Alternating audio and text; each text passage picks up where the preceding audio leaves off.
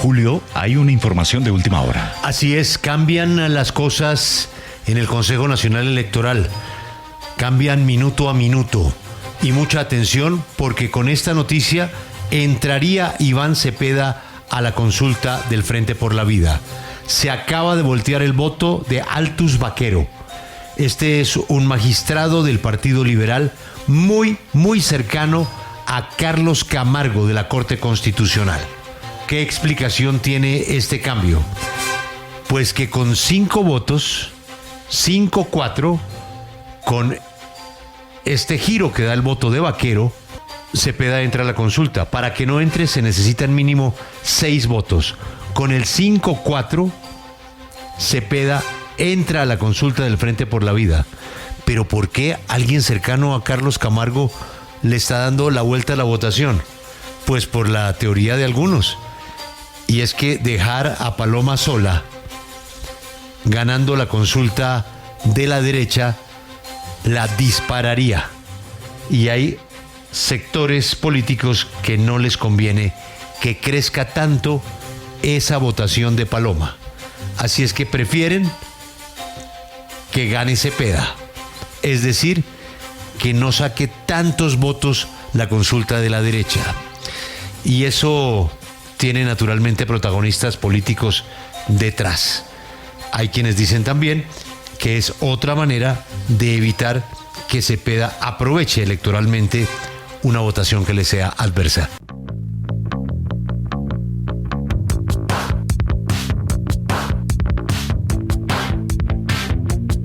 Buenos días, buenas noches, buenas tardes. Una vez más, un capítulo de Forever Fans Podcast en todas las plataformas desde donde nos escuchen a través de la internet, y los invitamos a que por favor nos compartan, comenten y le den me gusta y obviamente se suscriban a nuestro programa de Forever Fans Podcast. Bueno, al inicio del capítulo estábamos escuchando a Julio Sánchez Cristo hablando de la posibilidad de que Iván Cepeda del Pacto Histórico, a decisión de un voto que se volteó, lo quieren hacer ver como si fuera corrupción del Pacto Histórico para que Cepeda pudiera participar. Es la manera como operan los medios y la narrativa diariamente, porque ellos simplemente están evitando un problema, ya que estaban vulnerando los derechos de Iván Cepeda para poder participar en esta consulta interpartidista que no tiene nada que ver con la consulta interna del partido que hubo el año pasado. Entonces, esto, como claramente hemos notado en los medios desde que se posesionó el presidente Gustavo Petro, dije, bueno, Forever, ¿por qué no nos hacemos un capítulo que le explique un poco a muchas personas que todavía no entienden el término de lawfare? Por eso, el día de hoy estoy haciendo este capítulo que se llama La Guerra de los Escritorios. Bienvenidos a Forever Fans y espero les guste este capítulo.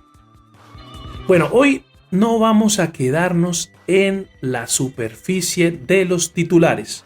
Hoy vamos a diseccionar un fenómeno que está cambiando las reglas del juego en Colombia y en toda América Latina, inclusive en algunas otras partes del mundo.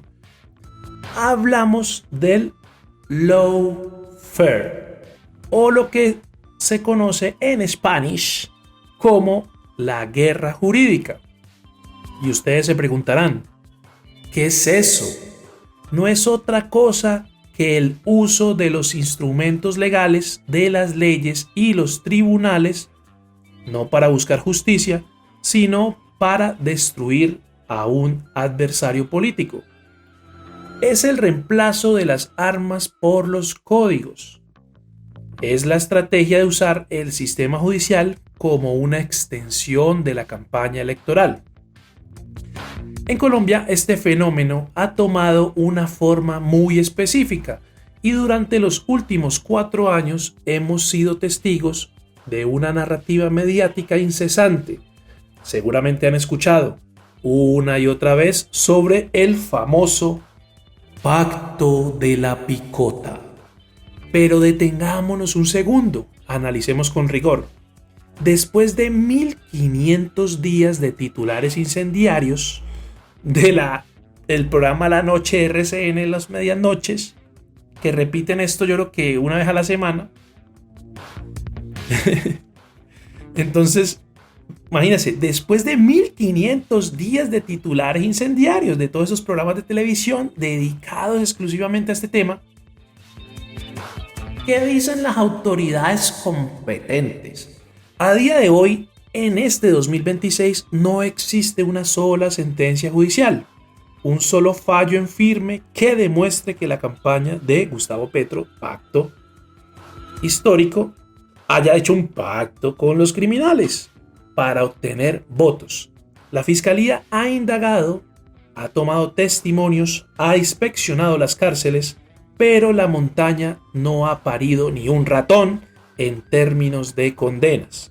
Sin embargo, la intención no es condenar en un estrado, la intención es condenar en la mente del ciudadano. Es la mentira repetida hasta que se vuelve una verdad ambiental. El CNE y el diseño de la parcialidad. Ahora entremos en el terreno de lo administrativo, donde la guerra se vuelve técnica. El Consejo Nacional Electoral. Muchos colombianos creen que el CNE es un tribunal de jueces imparciales. No lo es. Por diseño constitucional, el CNE es un espejo del Congreso. Sus magistrados son elegidos por los partidos políticos, es decir, los controlados eligen a sus controladores. Es ético que magistrados del Centro Democrático o del Partido Conservador investiguen al pacto histórico. ¿Desde la ley? Sí, porque la Constitución así lo dispuso. Pero desde la transparencia democrática estamos ante un conflicto de intereses andante. Estamos viendo cómo magistrados con una clara agenda de oposición hoy tienen el poder de decidir quién puede ser candidato y quién no. Entonces, obviamente, esto nos lleva al caso más reciente y preocupante de este febrero del 2026, el bloqueo sistemático a Iván Cepeda. El CNE le ha negado, bueno, todavía no sabemos porque las noticias dicen muchas cosas, le negaron el derecho a presentarse a la consulta de marzo. ¿Y cuál es el sustento? ¿Cuál es el sustento? Un tecnicismo interpretativo sobre la no repetición de consultas. Pero analicemos esto con lupa. El pacto histórico, en un ejercicio de democracia interna, hizo una votación en octubre del 2025. El CNE ahora dice que, como ya hicieron esa votación, agotaron su derecho a participar en la consulta interpartidista de marzo. Y realmente es una interpretación ultra restrictiva que no aparece escrita literalmente en la ley 1475.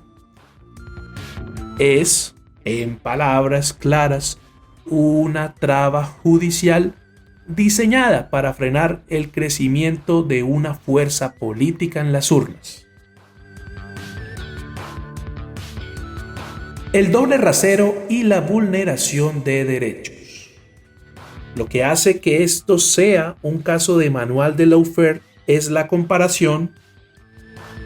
Durante años hemos visto cómo otros partidos, el Centro Democrático, los conservadores, Cambio Radical, entre otros, han hecho encuestas, convenciones y preconsultas sin que el CNE les ponga un solo obstáculo para luego ir a las urnas en marzo.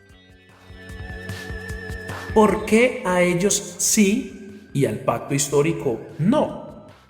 Porque al pacto histórico se le está aplicando el rigor de una ley que parece estar siendo redactada sobre la marcha al negarle a Iván Cepeda su derecho a la consulta. No solo se le está fallando a un político, se le está fallando a los miles de ciudadanos que tienen el derecho fundamental a elegirlo. Bueno, entonces cuando el CNE actúa de esta manera, se convierte en un filtro ideológico. Deja de ser el guardián de la democracia para convertirse en el portero de un club privado que decide quién entra y quién se queda fuera bajo criterios de conveniencia política. Esto es una vulneración directa a los derechos políticos consagrados en la Convención Americana de Derechos Humanos.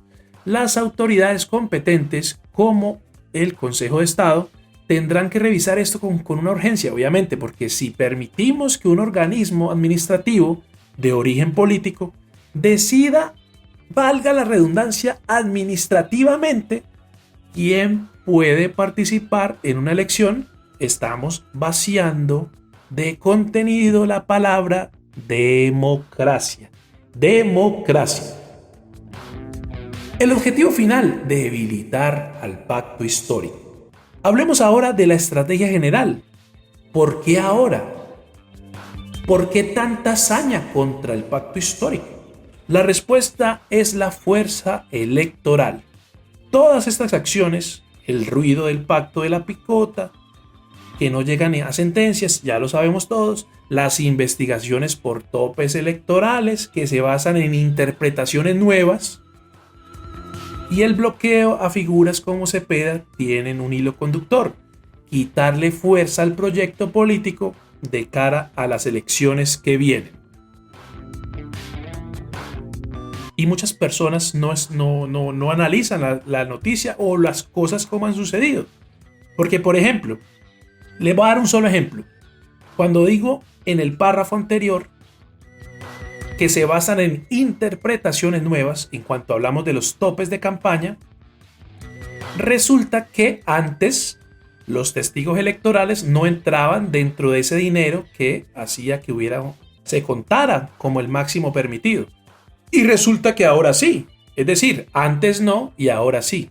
Es ahí donde encontramos cómo han querido manipular la situación y hacer ver como que el actual gobierno haya violado estos topes. Pero incluyeron el dinero que necesitaron para la logística de mover a los testigos electorales. Y antes eso no se tenía en cuenta para los topes de campaña. Bueno, se busca que el pacto histórico llegue a las urnas no hablando de sus propuestas, sino defendiéndose de procesos judiciales. Se busca que sus líderes más visibles no puedan aparecer en el tarjetón de marzo para restarle arrastre a sus listas al Congreso. Es una demolición controlada. Quieren que el ciudadano incauto, que no se informa, ese que mencionamos obviamente al principio, se quede con la idea de que algo malo debieron hacer si los están investigando tanto. Pero hay que recordar una premisa básica. En el lawfare, el proceso es el castigo. No importa si al final el Consejo de Estado le da la razón a Cepeda o si la Fiscalía archiva los casos contra Petro. Pero el daño reputacional y el tiempo perdido en las campañas ya no se recuperan. Forever, ¿cuál es la conclusión a todo esto? La última frontera de la justicia. Bueno, estamos llegando al final de este análisis y la situación es crítica porque lo que está en juego no es la suerte de un presidente o de un senador, no señor. Lo que está en juego es el sistema de pesos y contrapesos de Colombia. Si permitimos que obviamente pues, la mentira repetida se convierta en sustento jurídico y que el CNE sea usado como un arma de combate, estamos aceptando que las elecciones se ganan en los escritorios de los magistrados y no en los puestos de votación.